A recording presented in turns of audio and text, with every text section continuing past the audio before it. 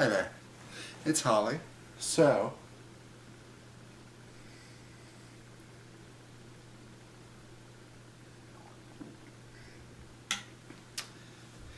I watched Devil Wears Prada 1 and 2. I had seen one years ago, back when it came out, and to be fair, I had seen the second one like a couple of weeks ago, and it just took me a while to get back to seeing the first one. And I have thoughts. Um,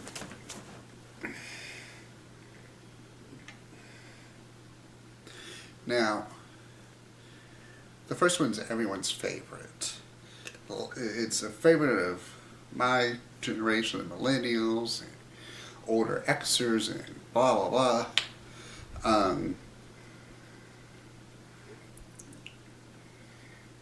but I don't know.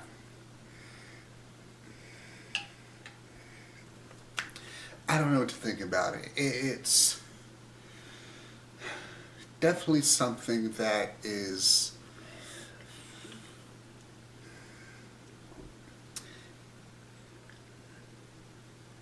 it's not horrible. It's well done, well acted, and all that. It's just I can't get behind anyone except for Niles, Nigel. Nigel, played by Stanley Tucci. Best part of both movies. Um, and even Emily Blunt's Emily. Um, in the first one especially, I'll get to the second one, does warm up, does become somewhat nice, like not too bad near the end. And I get why people like Meryl Streep's Miranda. Like, I get it. Um, but her general meanness is just puts me off. Like, I don't find any of the characters actually likable.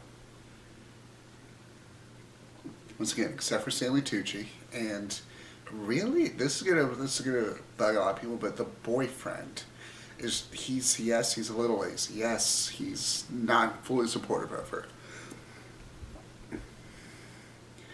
But it's upon a rewatch that he's like, it's not that he's not supportive of her, it's that he just didn't like that she was starting to go against like what she said she was going for.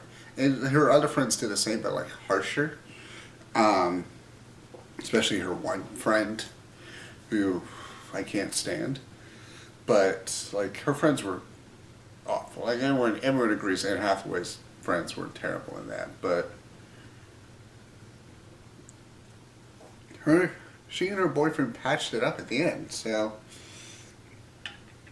it's not like, oh, he was horrible, blah blah blah. But the point is, I didn't really find most of them very likable, and it is one of those things. It's like, okay, yeah, abandon most of your morals, and you'll get where you need to get. Like she did stay with the Runway magazine, but she benefited from the treatment she didn't like, and that she just fed into later. Um, and like I said, the first one's, not bad. Like, I don't hate it. It's just like, eh. Um, it is fun just seeing Meryl Streep be evil, but that's more to do with Meryl Streep. I could see another actress doing it. Like, I can see Emma Thompson doing it pretty well too, but it's just really Meryl Streep. Like, both movies, and I'll get to this with the second one, but both movies have an issue with late third act villain reveals. First movie, it's blonde, handsome McGee, who's like, oh yeah, I'm buying Runway, and I'm putting in this new girl who had like one scene beforehand to run it. It's like, who, what, huh? Like, they do kind of set up like the runway change, sure, like a scene or two beforehand. And then it's like, oh yeah, by the way, this new person's going to take over. It's like, what? Huh? Who's this? It's just strange the way they handled it. Um, It's an odd movie. Even before I rewatched it, I kind of got the feeling it's like, yeah, but she sold out her morals most of the way through. How is this a good thing? And henceforth, we get to the second one. Because like when I review the first one I get why people, it's a comfort movie for people. People like it. It's nostalgic, whatever. It's fine. It does its job. I have minor issues with it. That's fine. Second one, however, has a lot of issues. Second one has a lot of issues.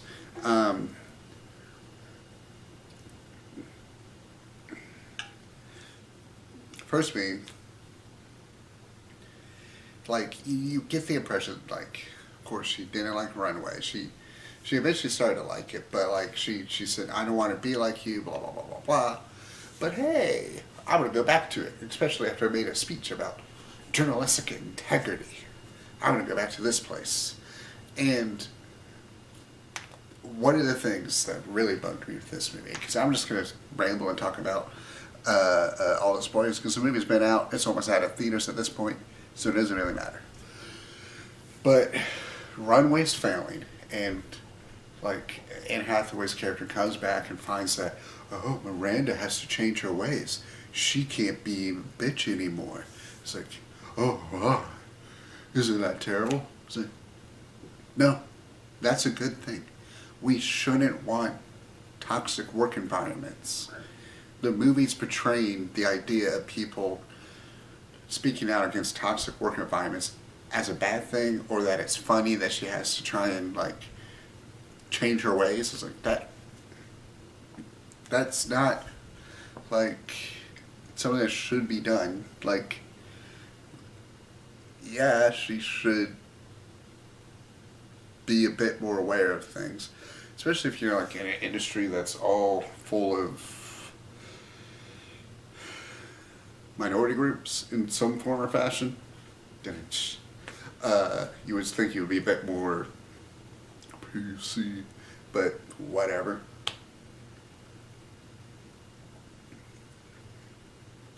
That whole thing annoyed the heck out of me. The whole movie does have a vibe of them kind of the runway being a metaphor for the Hollywood industry, as I saw it, being that it's like, especially once the AI thing came in at the end, randomly, but you know, we gotta preserve the old ways, do the old traditions and stuff, and then you add in that to Miranda's attitude to the changes the companies, like saying, like the HR changes, and it's like, okay, or is this now just writers and Hollywood execs saying, well, we don't really want to treat our coworkers and our people below us nice. Like, do we have to? Like, it's weird. It's an odd thing. And like they just come back and just like, we're just gonna take over and do this and blah blah blah blah blah. It is a better review, a better person on this said it best, and I'm sorry, I don't remember the creator's name, but it was a TikToker. I apologize.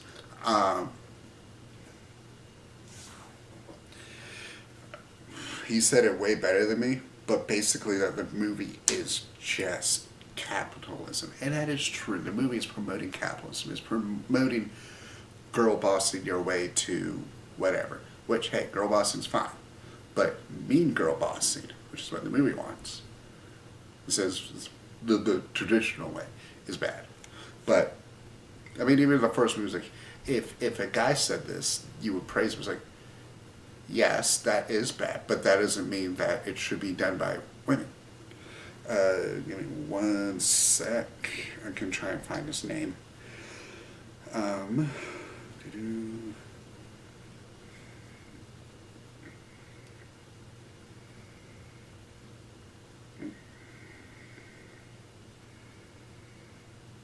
It's coming. It's coming. I'm almost there.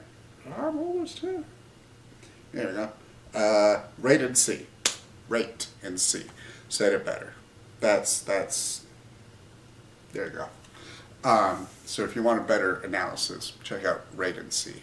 But yeah, it just felt odd. The whole movie felt odd. Once again, Stanley Tucci's the best character in it. I feel like they ruined Emily Blunt's character randomly. Um, like I said, it's a weird third act, like villain twist. Like, I'm not surprised PJ Novak's character was a villain. Sure, makes sense. Granted, I didn't. It's not me, but I didn't really recognize Justin Theroux as the ex of Lucy Liu and the guy who's dating Emily. So that's not me. But I'm like, oh, they're the same person. But it's just random at the end. It's like, okay, she's gonna buy it. She's gonna take over. It's like, oh, okay. She loved the magazine in the first place. She's part of fashion. Blah. She worked for Coach and not Dolce. What was it? She ends up working for Coach. Whatever. She's still part of the fashion industry. But then she said, I'm fine with it being all AI. I'm fine with me being myself. It's like, where did that come from? That's the very end. What? Where did all this come from? It just happens, just so you can hate her. And then the next scene, it's like, nah, we're friends again. It's like, what was the point of all that? What do you mean she was evil and then she betrayed them and then now you're friends again? Because business? I don't know. That whole thing was ridiculous. The fact that Stanley Tucci was, like, Nigel was screwed over in the first movie to do some wheeling and dealing that just happened to solve perfectly. And then in this one, he's still working for it, still fine, still whatever.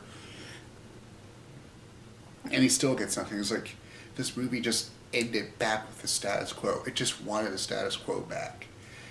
And it's so weird. Like, there's no evolution for anyone. Because, like, Anne Hathaway starts off, like, journalistic integrity. She's working for a newspaper. She is winning an award. She makes a popular, like, speech about integrity. And then she just goes back to the same thing that happened in the first movie. But then worse, because she stays with the company and says it's a good thing. Because there's slight improvements. Like now Miranda can't throw her jacket at people. And maybe the helpers can go pee. Because that still was a thing like they couldn't do in the new one. Which, once again, okay, that's an Amazon issue. Why are you saying this is...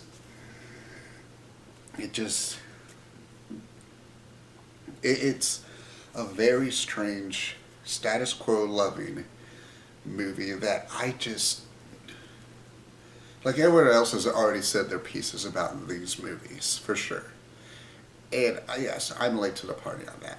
Fair enough. But it's weirdly empty and soulless.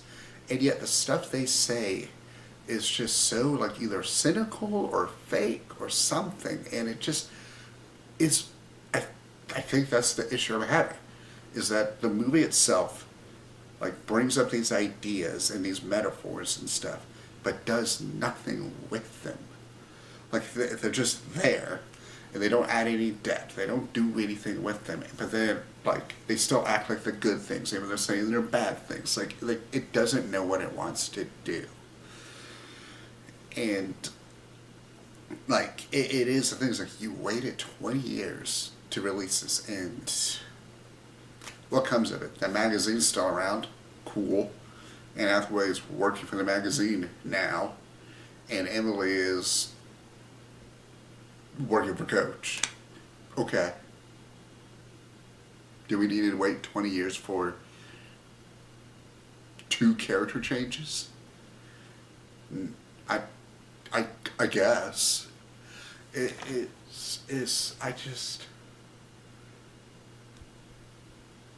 just doesn't make sense. To quote, I don't know if it's fully applicable, but to quote The King and Mozart, it's just too many notes. Just too much and yet nothing. At the same time. Like,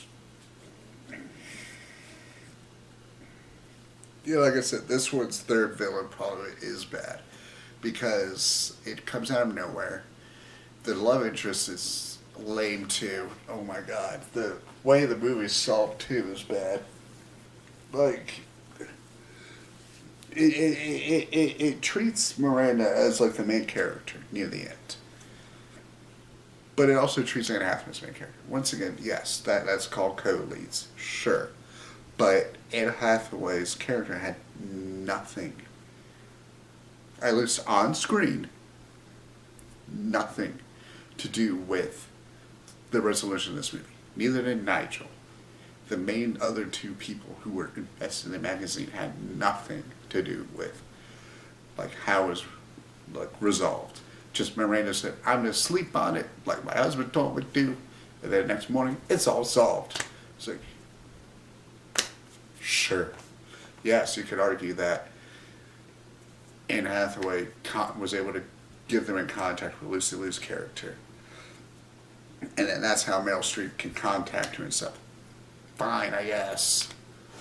But the way they try and humanize her, like in the first one and in this one, so like just tacked on lame. Like the first one, she's like, mean, awful. Like, okay, she has kids. Kids like her, fine, whatever. And he's like, I'm getting a divorce. Okay, back to being awful again. It's like, okay. Okay. And then this one is like, I don't like that I have to be nice to people. And this magazine's failing. And I'm getting tired, I'm getting burned out by it, but I still want to keep doing it. I'm going to sleep on it, it'll just be solved. So,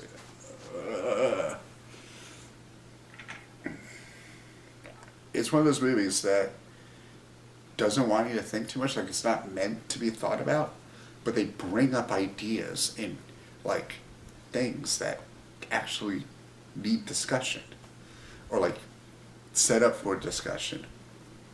But since it's so vapid and so nothing burger about it, you can't go that deep into it because the movie itself is refusing to have that conversation with you.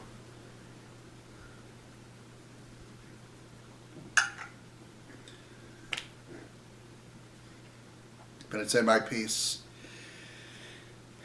If they have to wait another 20 years to make another one, I don't know on that one.